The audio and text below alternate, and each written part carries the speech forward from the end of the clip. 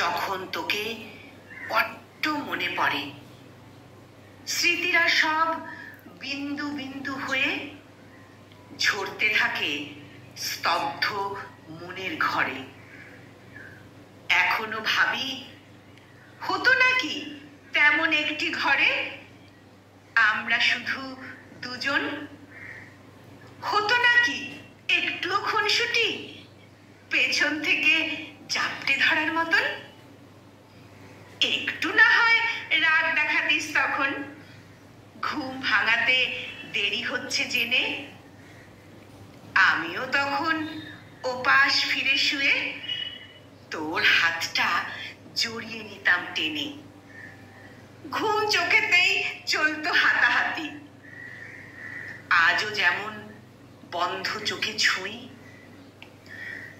একটা নিয়ম নিরুপায় জেনে গিয়ে চোখের পাতায় ঠোঁট ছোঁয়াতিস তুই।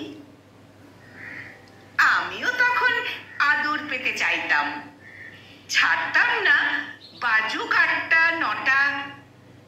অফিস টফিস তখন গুলি মারি, সহ্য করে নিতিস আমার সবটা।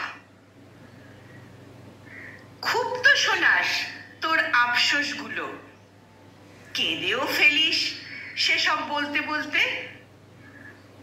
এমন অবাধ্য কেউ জুটলে তখন আগের মতন ভালোবাসতিস তাকে?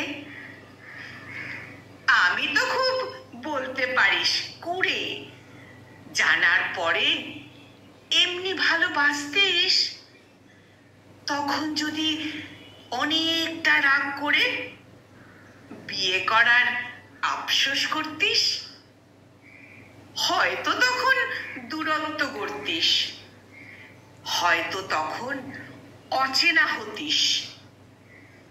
এর চেয়ে ভালো নাই বা বাঁধলাম ঘর, মনের ঘরে তবু তো আমায় বাঁধিস। মন যেটা চায় পুড়িয়ে দিয়েছি তাই, না চাওয়া দিয়ে সাজিয়ে নিয়েছি জীবন।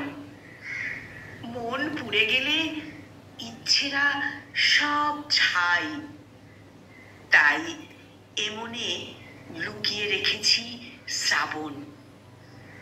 তুই আমার লুকিয়ে রাখা শ্রাবণ, তুই আমার লুকিয়ে রাখা শ্রাবণ।